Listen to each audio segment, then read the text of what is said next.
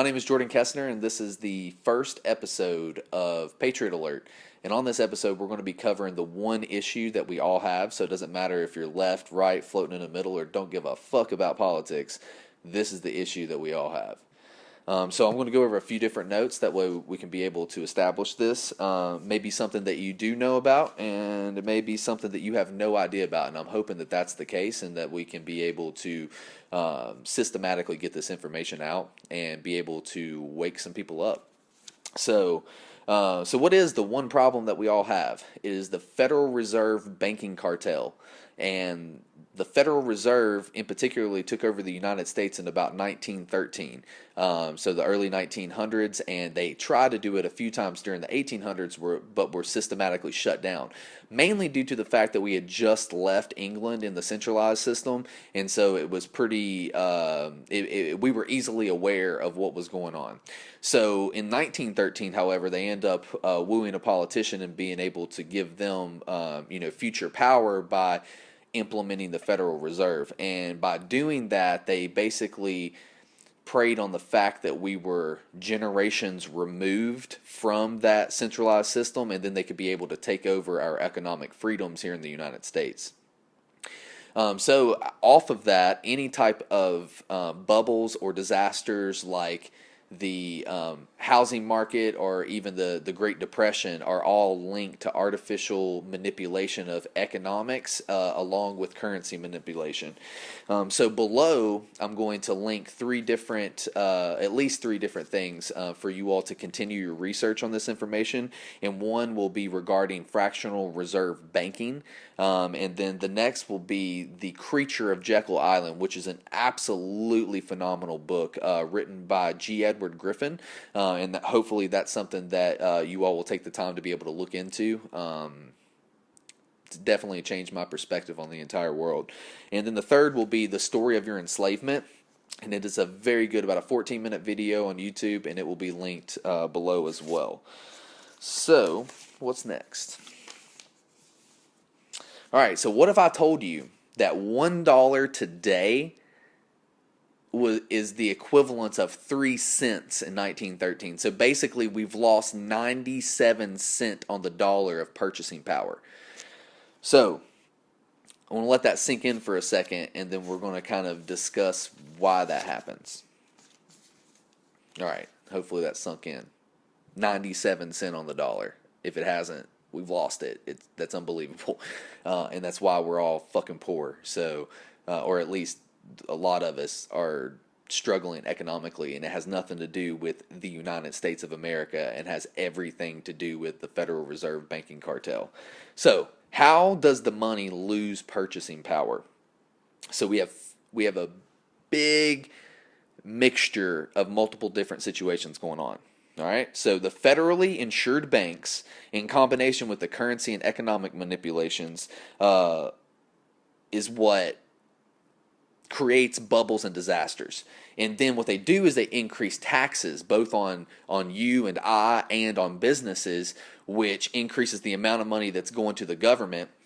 But that's not the biggest part of that. What it does is it makes businesses not be able to increase the wages for their employees, and then the employees think it's their dickhead boss, which in some cases it could be, but for the majority of cases, you might have a company that's making like $2.5 million, which is a successful company, and then that company might be employing 10 people, so they've got to maintain 10 people's livelihoods, along with being able to purchase whatever products they sell as a company to be able to make their service or product or whatever they do, which is overhead cost, along with being able to plan for the next 2 or 3 years, because you don't want to, only be planning for tomorrow. Basically, you need to have a long-term plan strategically as a business. So putting these larger amounts of taxes not only it makes me want to potentially leave and go overseas, so that just completely wipes out jobs entirely,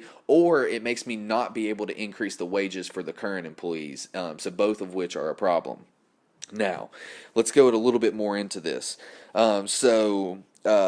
what happens when your wages don't increase? You are economically squeezed, which makes you want to rely on food stamps or welfare or other means of government assistance.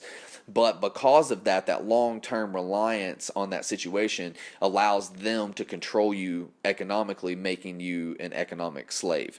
And so which increases again the need for government assistance. All right, so how does this end up playing out? You will see how, kind of all this comes together in the next little bit. And basically, one of my favorite quotes is by Leonardo da Vinci, and it's learn how to see and realize that everything connects to everything else. So you got to kind of understand how this all plays together. And I'm going to give you a really good simplified story in just a moment, and you'll be able to fully understand it.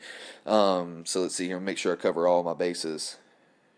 Okay, so what are FDIC banks? Those banks are banks that are federally insured, which prior to being an FDIC bank, that means that my money, your money, everybody's money is like, in the bank, but they have to be careful with it because it's mine and your money. So that whenever they're giving out loans, they have higher interest rates so that the people that can afford to pay them back, it makes money for the bank, and your money is safer because they're being smarter about the loans that they're actually giving out. Okay. So, on top of that, now the banks are federally insured, which means that they're giving loans out at a faster rate than they would have before because they don't have to worry about your money as much because it's insured by the Federal Reserve. So what they do is they artificially decrease interest rates, and they'll be on a fluctuating interest rate. So this is here's the story behind a small example of what happens. So let's say that they give you $500,000 for a house. This is maybe like in 2002, before the housing market crisis.